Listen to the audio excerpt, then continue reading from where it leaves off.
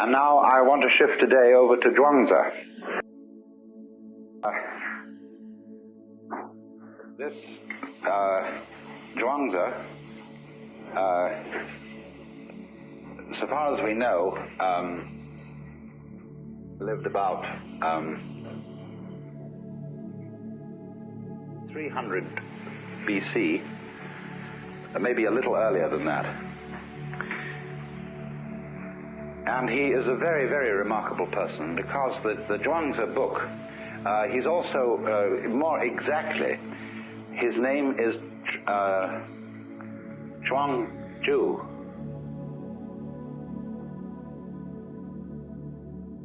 But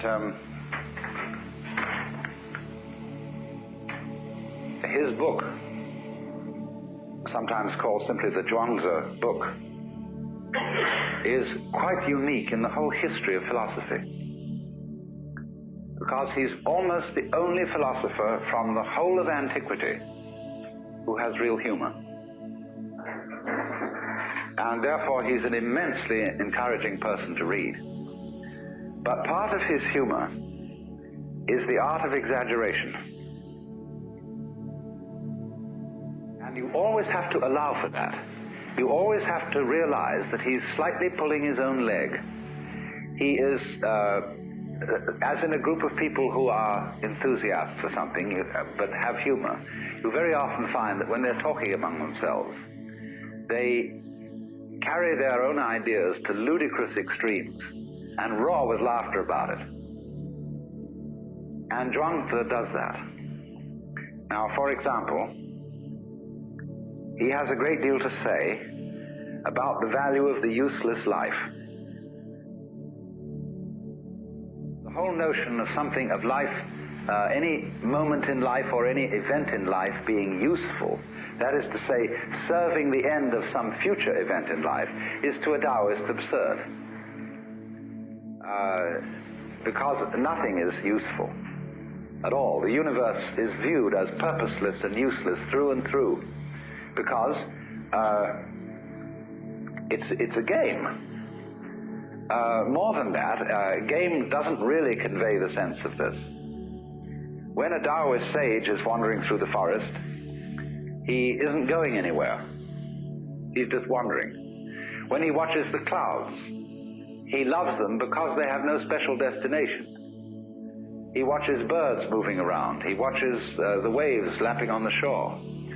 And just because all this is not busy in the way that human beings are busy, because it serves no end other than being what it is now, it is for that reason that he admires it, and it is for that reason that you get the peculiar styles of Chinese painting in the Tang, Sung, and later dynasties, where nature, in its wayward, wandering nature, is the main subject. When we say that something is without purpose, that's a put-down phrase. You say, well, there's no future in it. What's the use? No, we say, what's the use? And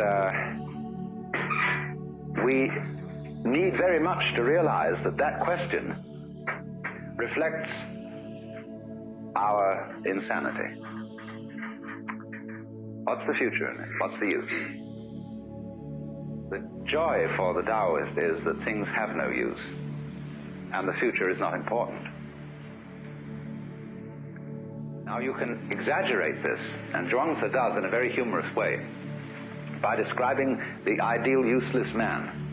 He's a hunchback, and he's so deformed that his chin rests on his navel, and so on.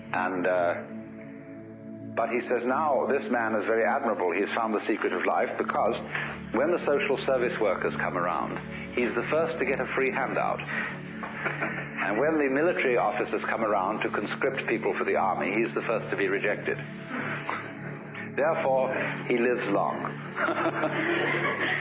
And he also describes a case of some travelers came across an enormous tree. Fantastic thing. And they said, never did anyone see such a tree. So they went up and looked at it. At first they tested the leaves and found that they were rough and disagreeable and no good to eat. Then they looked at the branches and found that they were all twisted and absolutely no good for using as sticks. Then they examined the wood and found it was full of pith and absolutely useless for a carpenter. So nobody had disturbed this tree. It was not used for cutting down or any purpose whatsoever. And so it grew to an enormous size and was of great age. Now, Chuang Tzu is here pulling our legs. He is not exactly asking us to take all that literally, but this is his way of doing things. Then also he describes the behavior of the high form of man. And he says, the man of character, that is, in this case, the word de we were discussing yesterday, the man of character lives at home without exercising his mind and performs actions without worry. The notions of right and wrong and the praise and blame of others do not disturb him. When within the four seas all people can enjoy themselves, that is happiness for him. When all people are well provided, that is peace for him. Sorrowful in countenance, he looks like a baby who has lost its mother. Appearing stupid, he goes about like one who has lost his way. He has plenty of money to spend and does not know where it comes from.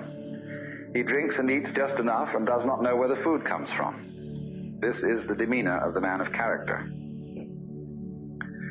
Then by contrast, the hypocrites are those people who regard as good whatever the world acclaims as good, and regard as right whatever the world acclaims as right. When you tell them that they are men of Tao, then their countenances change with satisfaction. When you call them hypocrites, then they look displeased. All their lives they call themselves men of Tao, and all their lives they remain hypocrites. They know how to give a good speech and tell appropriate anecdotes in order to attract the crowd. But from the very beginning to the very end, they do not know what it's all about. They put on the proper garb and dress in the proper colors and put on a decorous appearance in order to make themselves popular, but refuse to admit that they're hypocrites. So on. Now, the difficulty, you see, in Chuang Tzu's philosophy, the difficulty with human beings is they begin to think in terms of governing and ruling. And they set out to dominate themselves and their surroundings. And invariably this leads to a mess. He tells the story of an ancient man by the name of Polo. Polo was a great horse trainer. This is where we get the word polo from. But he said Polo absolutely ruined the nature of horses. Horses were nice, charming creatures like Dean Swift's Houyhnhnms before Polo interfered and ruined their nature.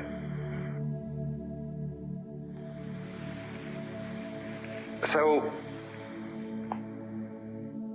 the whole principle then is one of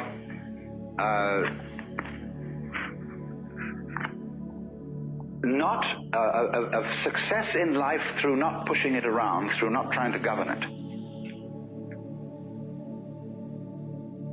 He tells a story, as a matter of fact, Chuang Tzu has a very funny trick. A lot of his wisdom he puts into the mouth of Confucius. He said that Confucius was one day doing this, and he ran into Lao Tzu, and they had an argument, and Lao Tzu won. But then the next time he talks about Confucius teaching Lao Tzu's doctrines. This to the immense confusion of everybody. But it said one day Confucius was standing by a river where there was a tremendous cataract plunging down. And he suddenly saw an old man coming out of the forest who fell into the river and suddenly disappeared into the cataract. And he said, "Oh dear, too bad, probably some old fellow tired of life who wanted to put an end to it all." The next moment, way downstream, the old man gets out of the water and starts bouncing along. And Confucius is amazed, and he sends one of his disciples to catch this fellow before he disappears. He said, "Sir, I was thinking that you were going to commit suicide, and I suddenly find that you came out of that cataract alive. Do you have some special method by which you do this?" "No, I have no special method," said the old man. "I just go in with the whirl and come out with the swell. Because I don't resist the water, I entirely identify myself with water." So you see, here he is, utterly relaxed, just rolling around in the torrent and not resisting in any way, and so he is preserved. He goes with the stream, rolls with the punch, or whatever you want to call it. Again, of course, there is exaggeration in a story of this kind, just as there's exaggeration in the story of the hunchback and the tree and so on. Because true wu-wei, or letting go, non-interference, it doesn't mean, for example, flabbiness. A lot of people, when they think they're relaxing, merely become flabby. And if that is so, you know, the perfectly relaxed person would slowly become jello and would spread out on the floor and finally drip through into the basement.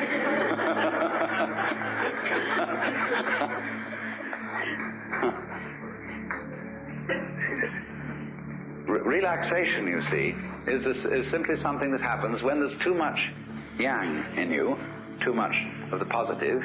You need to balance off with the yin. And the trouble is that human beings, in their anxiety to control things, exhibit too much yang, too much aggressiveness, too much of the male principle. They need the balance of the female. And so all these exaggerations in the direction of let things go, let things happen, don't interfere, are stressing the yin point of view to compensate for the excess of yang. And furthermore, the difficulty always comes. I remember reading a book called You Must Relax.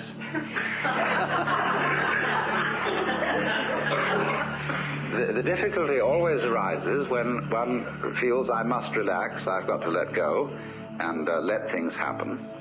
But how on earth do I do it? Even in trying to relax, I'm all tense because I'm anxious that it must happen, and maybe it won't, and how do you do it, you see? You can't achieve wu-wei like that. What you have to understand is that you don't have to do anything. There is no method, as the old man said. That the meaning of Wu Tzu, when you call the Tao is Wu Tzu, or lawless, it means there is no method in it that you can master and do it. What you have, it's all based on understanding, or what our psychologists call insight. That you have to find out that there is nothing that you do as a source and cause of action separate from everything else. When you know that there is no separate acting you, then there is no need to try to relax. The thing you have to see is that the flow of the Tao, as I said yesterday with the illustration of the people swimming in a strong stream, that the flow of the Tao goes on anyway. Just like the flow of time, for example, you can't get out of the present moment. You can think about the past, and you can think about the future. But since you do that thinking now, the present is inescapable. All right, now the present moment, it does, doesn't it? It has a sense of flow. Time is going along, life is going along. Time, actually, the clock time, is simply a measure of flow, a way of going tick, tick, tick, tick, and counting the ticks. Say, well, we've lived through so many ticks. But nevertheless, this real time, as distinct from this ticking thing, is a flowing. And yet it's still. Isn't that fascinating? It moves, but you're always there. It's always now. You never get out of now. All right, now, if you can feel that, see, that you can't get out of now, and you never will. See? Now, realize that what we call now is the same thing as Tao. The Tao, the course of things, the eternal now, the presence of God, anything you want to call it. See? That's now, and you can't get out of it. So there's no need to get with it, because you can't get out. See? That's beautiful. You just relax, and you're there. So that's the principle of flowing. You can make all kinds of very clever ways of postponing finding this out. It's terribly simple. But you can say, well, this is a very spiritual matter, and I'm an unevolved person, and it'll take me a great deal of time to realize this in a more than an intellectual way. That's an excuse for playing your own game and not finding this out. There are all sorts of elaborate ways of doing that, and you can put it off by indulging in the most complicated systems of spiritual culture and yoga and so on and so forth. And that's all right. I have no objection to your putting it off if that's what you want to do. But actually, it's always here and now. Just as you can't get away from now, you can't get out of the Tao. That's the humor of the whole thing. And that's why Chuang Tzu has this beautiful light touch.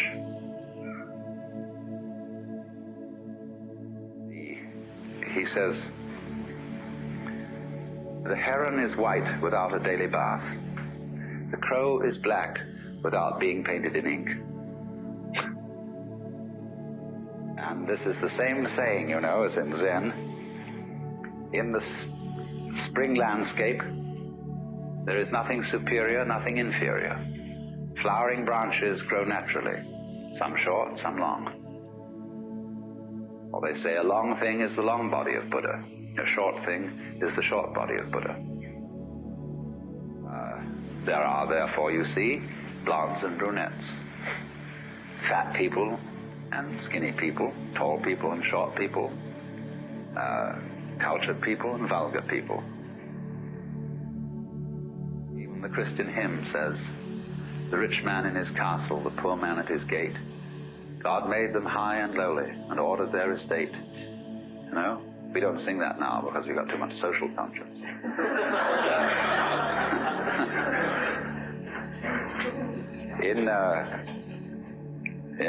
I think I probably read this passage yesterday.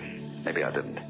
But Chuang Tzu has this to say about it.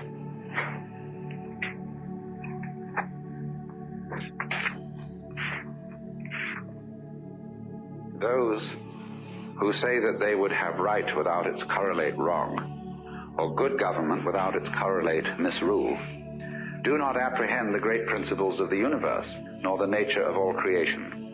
One might as well talk of the existence of heaven without that of earth, or of the negative principle, yin, without the positive, yang, which is clearly impossible. Yet people keep on discussing it without stop. Such people must be either fools or knaves. Of course, one could always reply to Chuang Tzu that there have to be fools and knaves so that we can recognize the existence of sages.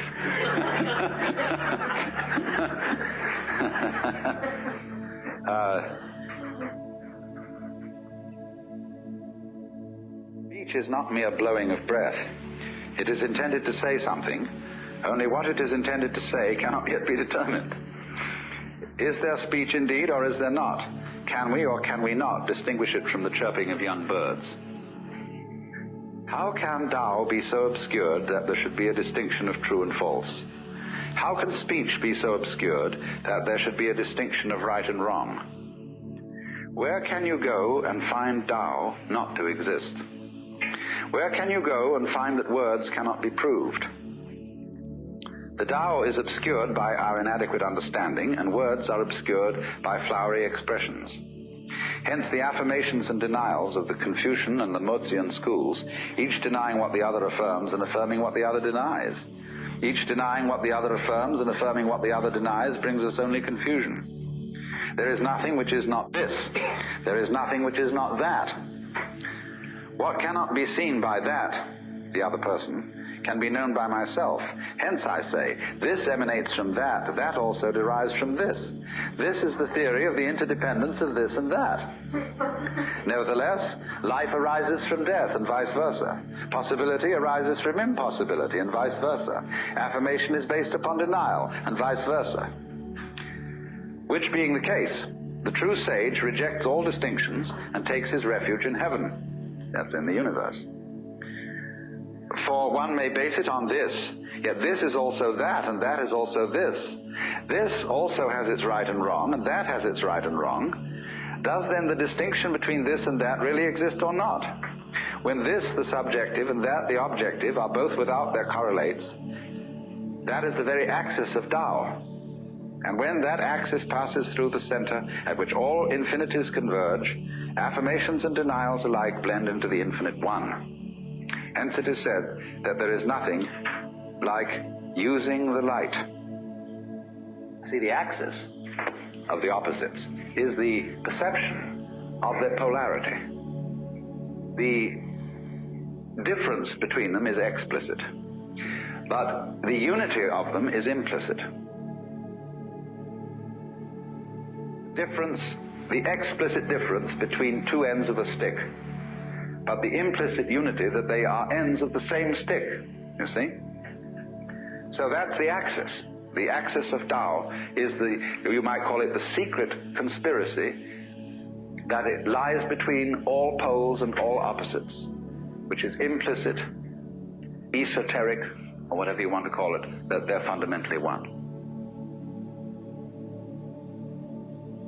So that unity, whether it's between you and the universe, or whatever polarity you want to take, is not something that has to be brought into being.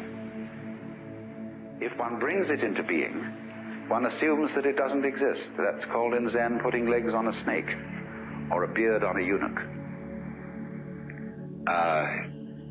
There's something unnecessary, you see. So it exists, it is always there, and you can see it so vividly. And actually almost put your finger on it and sense it, if you understand that the movement of the Tao is exactly the same thing as the present moment. Now, of course, if you try to grab the present moment and get ready with your clapper and say, now! It's gone. The finer and finer you draw the hairline on the watch to know exactly when now is, you eventually get to the point where you can't see it at all. See? But if you leave it alone and you don't try to grab the moment as it flies, but it's always there. See, you don't have to mark it. You don't have to put your finger on it, because it's everything that there is. And so the present moment suddenly expands. And it contains the whole of time, all past, all future, everything. You never have to hold on to it.